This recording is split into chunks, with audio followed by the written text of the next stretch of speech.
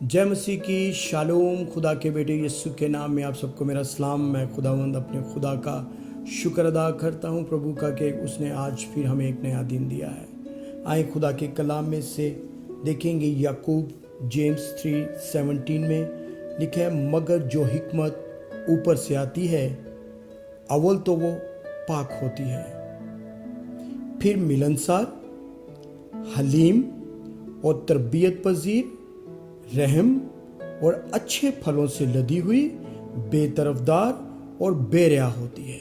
आमीन।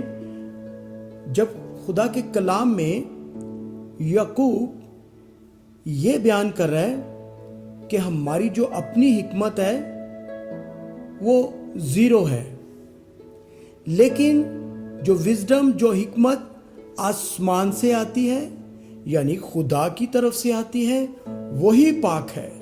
क्योंकि हमारी जो अपनी हिकमत है वो सिर्फ और सिर्फ हमारे अंदर घमंड पैदा करती है, लेकिन जो आसमान से हिकमत आती है, जो खुदा की तरफ से आती है, उसके बारे में लिखा है कि वो फर्स्ट ऑफ ऑल वो पाक होती है।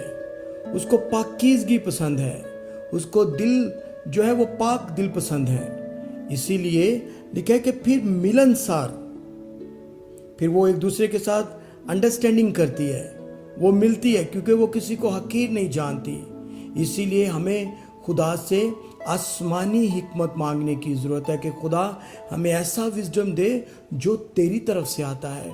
और जब उसकी तरफ से आएगा तो याद रखें कि हमारे साथ हमारा जब खुदा होगा, जब हम रूल कुदस की मामूरी से मामूर होंगे तो होगा क्या, फिर हम मिलनसार भी होंगे। फिर एक दूसरे से मिलने से हम चिढ़ेंगे नहीं, किसी से हम नफरत नहीं करेंगे, फिर हम आजिज़ हम्बल होते चले जाएंगे। और फिर हम तरबियत पजीर, फिर रहम करना फिर हमें अच्छा लगेगा।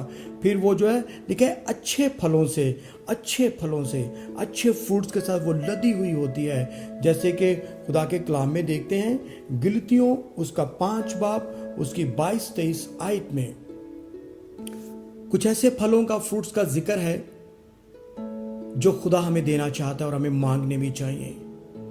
उसकी डिजायर करनी चाहिए कि खुदा तू मुझे इन फलों से भर दे, इन गिफ्ट से भर दे। गिलतियों 5:22-23 में लिखा है।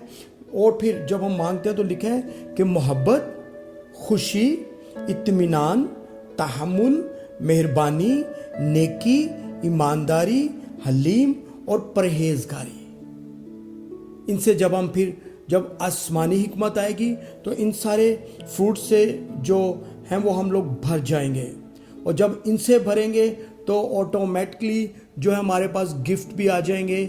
जैसे खुदा के कलाम में क्रंथियों में लिखा है उसके 12 बाब में कि हिकमत, इल्मियत, ईमान, शिफा देने की तौफीक, मौज़ों की कुदरत, नबूवत, रूहों का इम्तियाज़, तरह तरह की ज़ुबानें, किसी को ज़ुबानों का तर्जमा। ये कब होगा?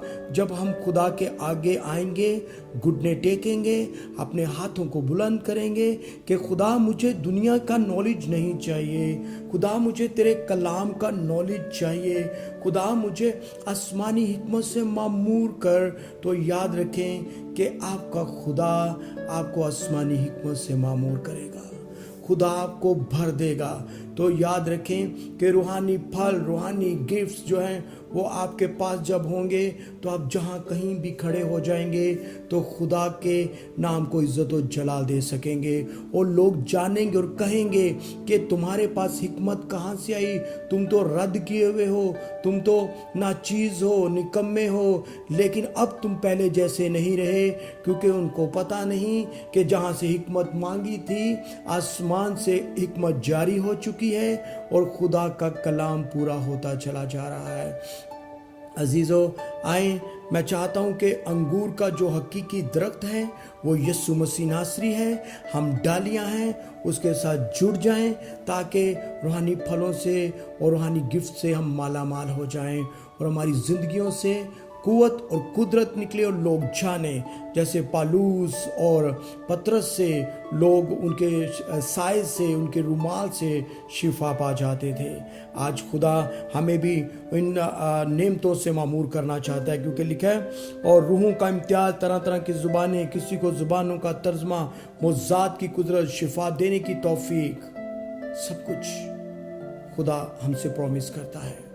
लेकिन फ़क्त हमें खुदा के पास आना है और आसमानी हिकमत को मांगना है, उस विजडम को ले लेना है। आए मेरे साथ अपने सरों को झुकाएं, अपनी आंखों को बंद करें, अपने सर को झुकाकर उससे कहें कि खुदा, तू जो आसमान और ज़मीन का खालिक और मालिक है, आए खुदा तू हमें आसमानी हिकमत से मामूर कर, हमें अपने जलाल के लिए इस्तेमाल कर, ताकि हमारी ज़िंदगी से खुदा तेरा बेटा जलाल पाए।